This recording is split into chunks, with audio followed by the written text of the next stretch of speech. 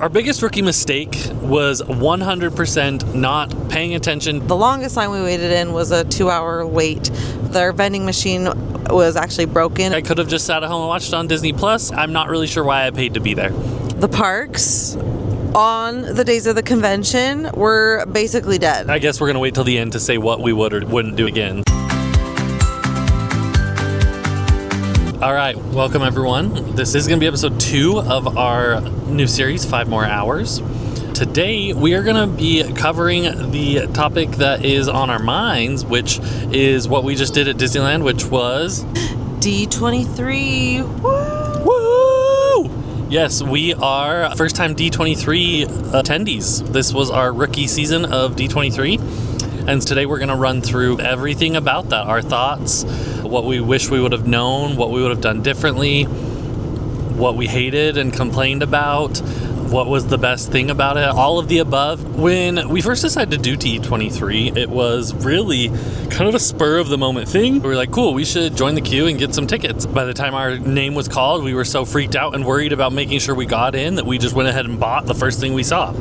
So we went ahead and just did a Saturday only for both the Convention Center and the Honda Center. Before we went to D23, I can honestly say I had no idea what to expect. I didn't even know what D23 was or what it stood for. Basically, think Comic-Con for all things Disney. There was panels, lots of photo ops, shopping, experiences, announcements for what's coming soon, exclusive items. All of the things, which was way too much for one day. All right, so I think we want to jump in with what we're going to call our rookie report card. First category is going to be for the show floor, and this is including the booths, displays, things to see, and overall floor experience. 1, 2, 3, B+. I think overall, there was a lot of cool booths and cool experiences on the show floor. Could have got a higher score if the lines weren't so miserably long. That made it really hard, especially just having a one-day ticket to do all of the things that we wanted to do.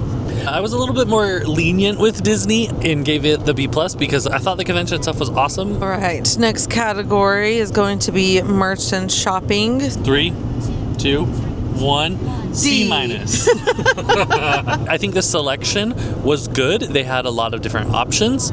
I feel like the system was very flawed with virtual queues. Yeah, I think the most frustrating part about the shopping, not only did we have to wait in really long lines, but it was not well communicated what merch was still available, so you could end up waiting in a very long line and not even get the opportunity to buy what you were looking for. Our next category is the Disneyland D23 days. 3, 2, 1, A. Overall, I think the D23 day at the park was super fun. It would have gotten A+, but the situation with the queue for the Princess concert was a little bit of a nightmare. We were able to get there early enough that we all got our free hats, crowd levels throughout the day. There's definitely a decent amount of people, but there was enough going on with merch drops and different activities that I feel like overall ride times weren't more high than usual. So overall, it was a pretty solid day. Yeah, I agree. They had great photo opportunities. They had enough unique things that if you knew about it, it was awesome. But also, it didn't take over the whole park. They also had a few things in downtown Disney. They had the balloon that they're going to have in this year's 100th Macy's Thanksgiving Day Parade. They also had a wedding showcase over at the Disneyland Hotel.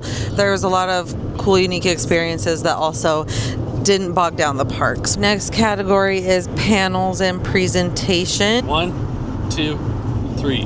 C. W. I'm going to call it a W. When I was in college, that's what they gave when you withdrew from a course because we didn't participate. It was our own fault. We didn't know what we didn't know, and we didn't take care of things ahead of time. The big things that we really wanted to do, the Percy Jackson crew meet and greet, the Dancing with the Stars meet and greet, the Scrubs panel, all of these things we were unaware that we could have gotten the queue beforehand. We really dropped the ball on that just because we didn't know. There is the option option to wait in a standby line for those things, but was not guaranteed, and we didn't really have time to do those things as we were trying to do everything else in our one day. Next category, Honda Center and the big showcase. 3, 2, 1. C+. Oh, okay. Overall, the production and just the atmosphere of it was a good time.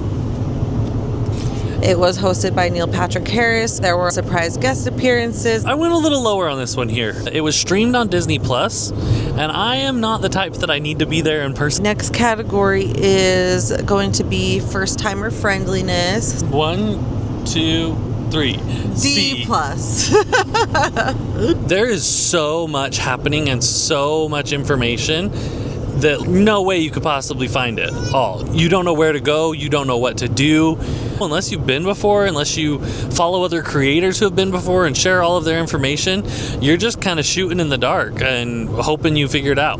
I think one of the frustrating parts about it too is that from D23 and Disney itself, there really wasn't a lot of information for it. I feel like we found most of the helpful information from other creators that had been before. We were dumb. They did provide information about the RSPs. That's on us. We didn't read the emails, didn't pay attention. But what they give you when you get to the show floor, a little trifold that shows the map and says what's there. Nothing about what they're doing, what experience it is it shopping, is it a standby queue or a virtual queue? It doesn't provide any of that information. Every booth was so walled off, you could not see what was going on inside of them. So if it was a booth where you were buying stuff, you had to wait in a significantly long queue to see if there was even anything you wanted. If there was a experience happening, you couldn't tell what that experience was until you waited in line to get to it. Next category is value for the money. So I'm going to put on the screen here how much we spent. When we say value, this is how much we spent on it. That's what we're basing this off of. 3, 2, 1. B. W. Travis is an accountant and he manages all our money, so I don't really know exactly how much we spent on anything. So I'm just going to withdraw myself from this question and let Travis cover that. I'm going to put a caveat on this. I am excluding merch from this because that's its own thing of whether the merch we bought was worth it or not. And you can spend what you want for the merch, but the tickets, they are what they are. So I'm going to break this down. Obviously, we are Magic Key holders, and so the D23 day at the park was included in our Magic Keys, so I don't have an additional cost there. So that one I would 100% say is worth the value. We do pay to be gold members, which included early access to the queue in order to get D23 passes.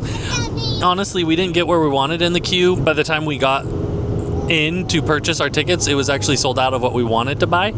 And so I think I would say that one's probably not worth it if it's going to be sold out anyways. And then for the D23 at Anaheim Angels Stadium, they did have tickets that you could purchase separately through the D23 page. We attend Major League Baseball games occasionally. As far as value-wise, not the cheapest tickets I've paid for, not the most expensive, very middle of the line. We technically had obstructed view seats, and so for what we paid for them with an obstructed view, not the best seats.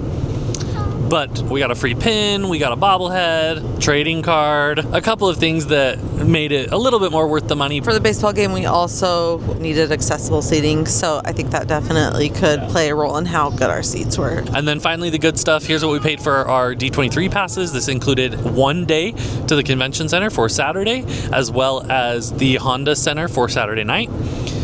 Did I get my money's worth? Probably.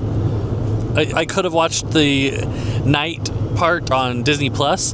I downgrade that a little, but if I couldn't have, exclusive performances by Neil Patrick Harris and Darren Criss, other celebrity guest appearances, Gloria Gaynor performed, Sheryl Crow performed, Los Lobos performed, lots of performances, lots of funny moments.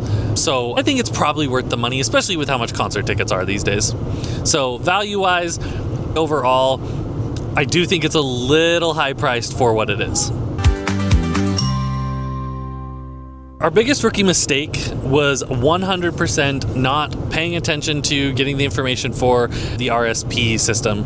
The RSP, reservation selection process, was essentially just the opportunity for you to submit your top interests for which panels or meet and greets you were most interested in, and then you were assigned one, and that allowed you access to that virtual queue. So when your queue was called, you went and basically had reserved seating for that panel or meet and greet. You were going to be for sure in that.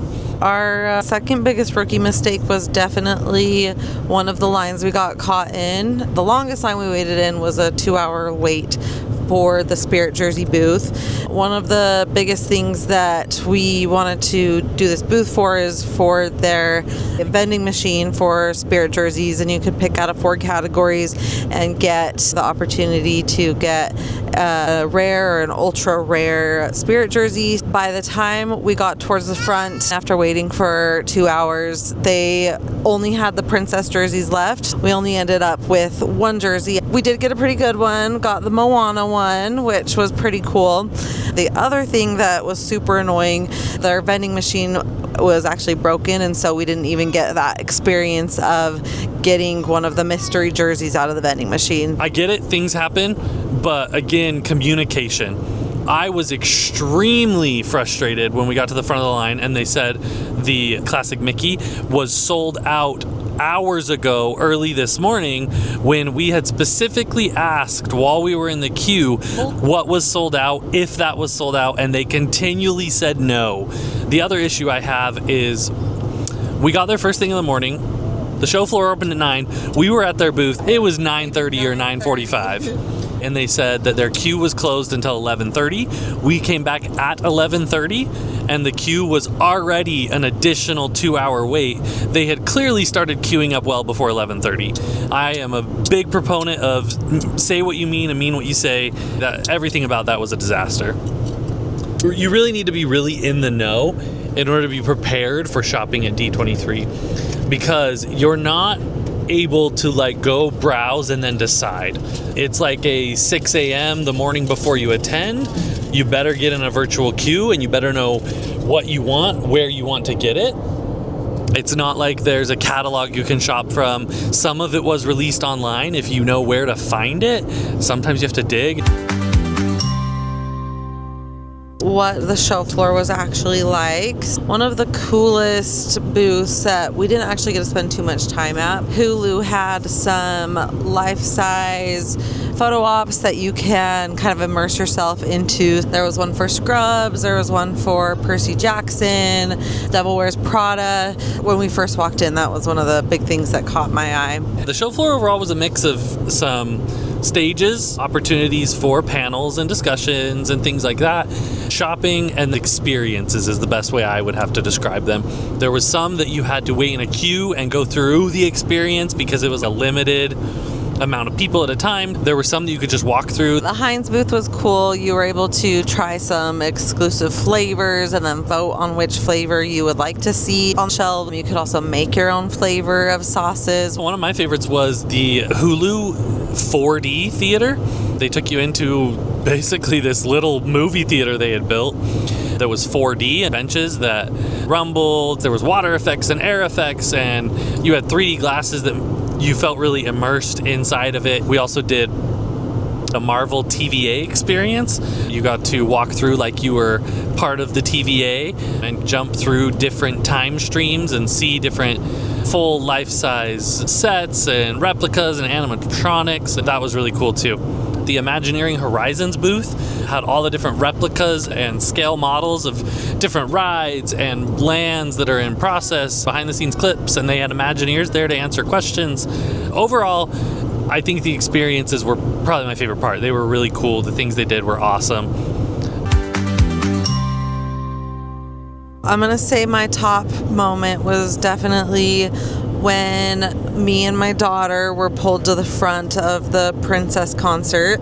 Once you got in the queue, most people were very excited that they got wristbands, but when they actually brought you down to the concert, the visibility was very, very limited. I think we had one of the more rare experiences, being able to get that close to the concert and up close and personal with these Disney princesses. And then on top of that, they were able to give my daughter a dress and a doll call because they were recording this for Disney Plus, and so they wanted to make sure that everyone in those front rows was looking the part. I wish I was recording the moment that they just pulled her out of line. Shout out to the people around us that made sure they were screaming loud enough to notice Olive. They were fantastic. They did pull us forward when they took Kylie and Olive because Archer was in a wheelchair, so they pulled us forward so we could be in the front. Shout out to the cast members for realizing in a wheelchair that he couldn't see over other people. That was awesome. But everything about that was a disaster. They closed the queue, and then 2 minutes later when we were at the other park, they decided to open it and say, be here in 5 minutes. It was just all terribly planned, but it was super cool that Olive was selected. She had an amazing experience and was so happy. We did get an amazing view to the side of the concert. The parks on the days of the convention were basically dead. The wait times were freaking amazing. And now we know if there's ever D23 going on, that is a great day to go into the parks. Both Friday and Sunday, there was no one. Most rides were walk-ons. Friday was amazing. In the middle of the day, we could walk on any ride. Today, it was noon. You guys were 5 minutes on Matterhorn. And our babysitter did go to the park yesterday. She agreed that it was also dead. That's a struggle because I feel like next time I would like to go to more days of the convention, but definitely a prime time to go into the parks. We went to the Angels game and we got a bobblehead, we got a pin, we got a trading card. D23 day at the park, you got hats. Did we need a bunch of free shit? No.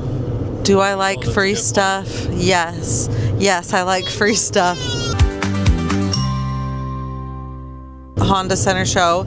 It was hosted by Neil Patrick Harris, which was so fun. And in Neil Patrick Harris fashion, he did a musical number at the beginning, which was super fun. There were a lot of surprise guest appearances, and it was a small enough stadium that I feel like there really wasn't a bad seat in the house. It was a fantastic production. Live performances, trailers, behind the scenes footage of the rides, but the exclusivity aspect of it, it was streamed on Disney Plus. When I initially wanted to go, it was hey, this is going to be awesome. We're going to be some of the first people to know about what's happening in the parks. I could have just sat at home and watched it on Disney Plus. I'm not really sure why I paid to be there. Those announcements were pretty lackluster, honestly. A good portion of it that was more of, we announced all of this stuff 2 years ago. We're going to give you a couple more details. The big thing everyone's talking about is Tomorrowland, but all they said is we're going to do something to Tomorrowland. Show's over. I do agree. I didn't feel like there was anything crazy, major news that hadn't already been discussed. Having gone to the convention that day, in the Imagineering booth, they had renderings of a lot of the things that they did discuss that night. So a lot of that also wasn't brand new information. If we could have texted ourselves today and would have got it last Thursday, what would we have said? Here's what you really need to know before this weekend. Don't wait in the merch lines. Wear more comfortable pants to D23 because I was up and down in the lines all day trying to leave my feet. Budget more money. Have your camera out all the time because you don't know what celebrities you're going to see. Bring some snacks. Food choices were limited. Double that with drinks/water. Then you don't have to get out of line to go get food or drinks. Buddy system. You can divide and conquer. Join queues and virtual queues together.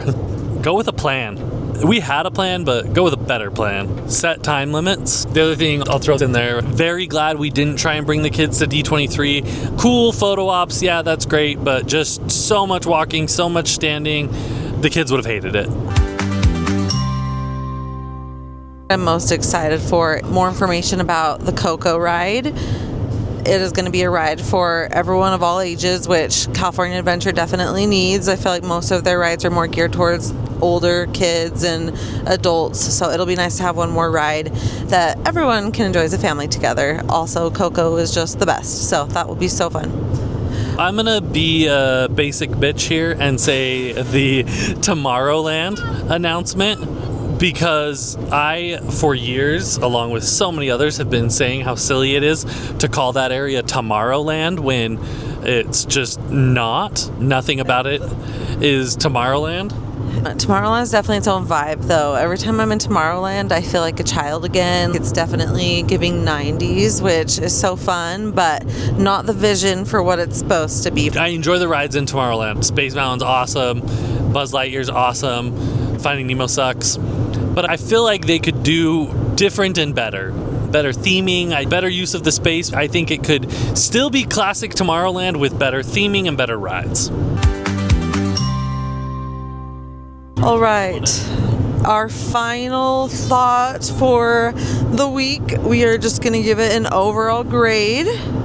3, 2, 1. B+. Oh, I'm going to go with a B because so many things were great. Overall, great experience, great entertainment. But there were definitely some letdowns, some frustrations, some things that could have been better.